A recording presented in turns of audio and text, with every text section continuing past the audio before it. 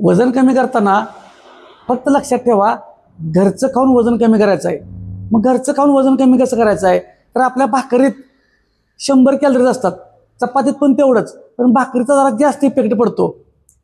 भाकरीत 100 calories आहेत, तुम्ही 4 वेळा जर एक एक भाकरी खाल्ली तर 4 भाकरी झाल्या 400 कॅलरी झाल्या.